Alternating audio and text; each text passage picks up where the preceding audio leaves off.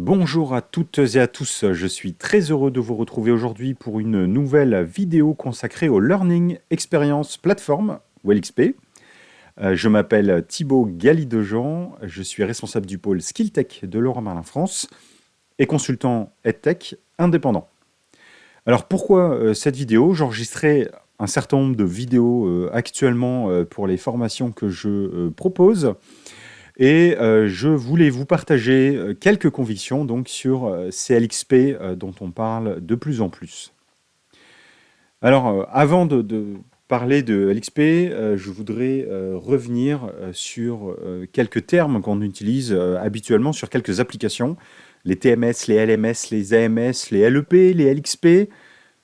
J'aurais passé de toute une vidéo, ou de plusieurs vidéos d'ailleurs, pour tout vous dire là-dessus, mais je voudrais juste repositionner finalement chaque application ou chaque typologie d'application à sa place en tout cas. Ces catégories d'applications sont issues de catégorisation de cabinets de recherche ou de conseils qui émettent chaque année un certain nombre de rapports. C'est probablement d'ailleurs dans ce domaine-ci des RH qu'on retrouve le plus ces acronymes. Le premier acronyme, c'est le Training Management System, ou TMS, qui sert habituellement beaucoup à l'administration de la formation présentielle et qui, dans beaucoup d'entreprises, en général de grande taille, sert également d'outil financier pour ce qu'on appelait les plans de formation, ou désormais les plans de développement des compétences.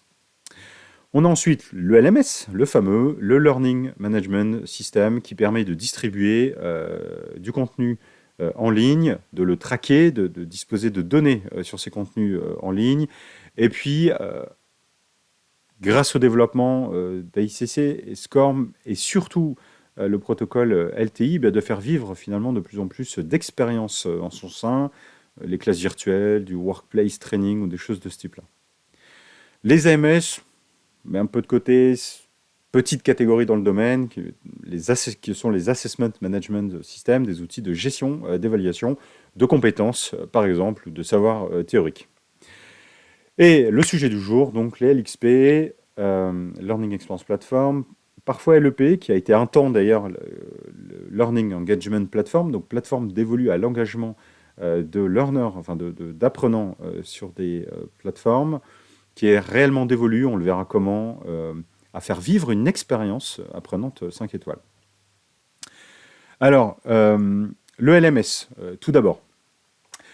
C'est un produit assez ancien, qui date des années 90, qui est étroitement lié au développement des technologies AICC et SCORM.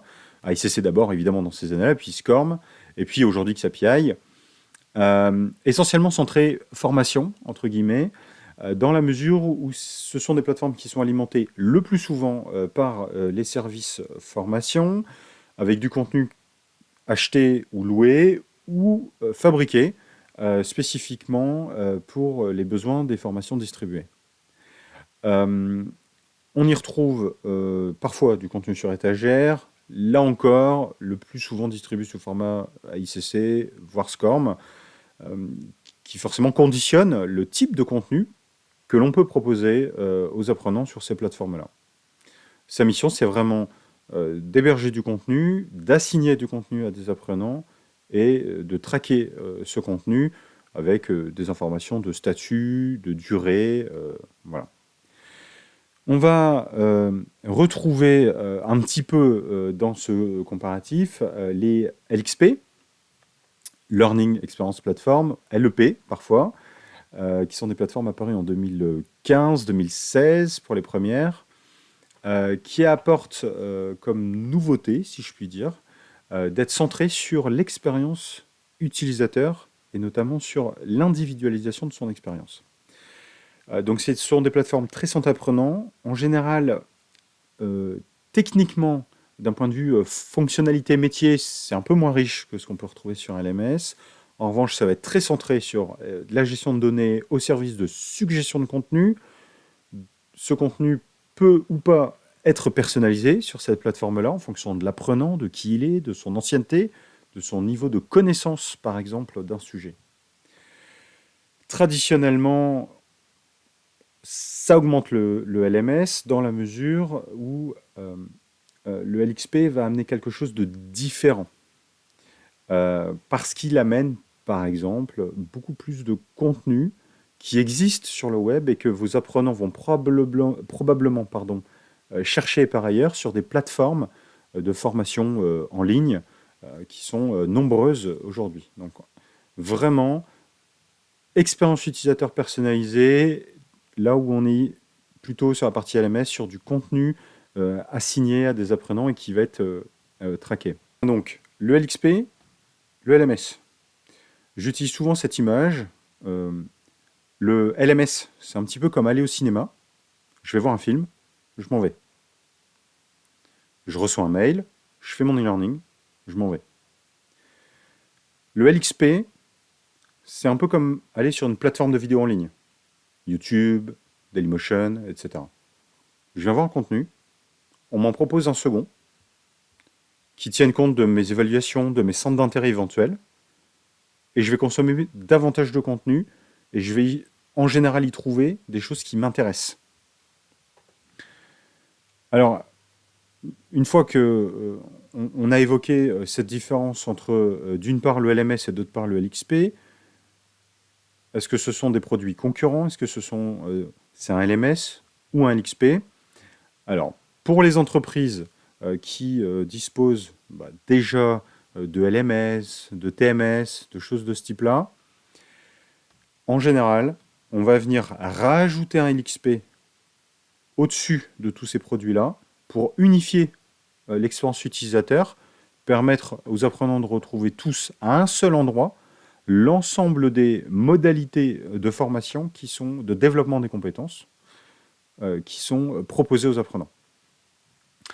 Et donc, assez souvent, LMS, TMS, AMS, tout ce qu'on peut trouver en local, on va le trouver là. Mais il n'y a pas que ça.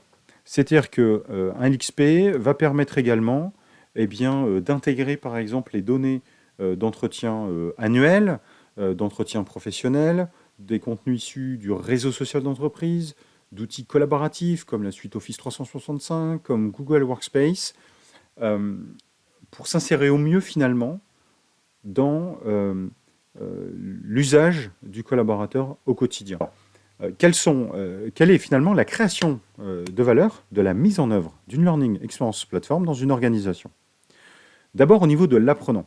Au niveau de l'apprenant, c'est un catalogue, ou en tout cas un point d'accès unique, qui soit web, et pour certains produits français, même mobile, voire mobile first pour certains d'entre eux.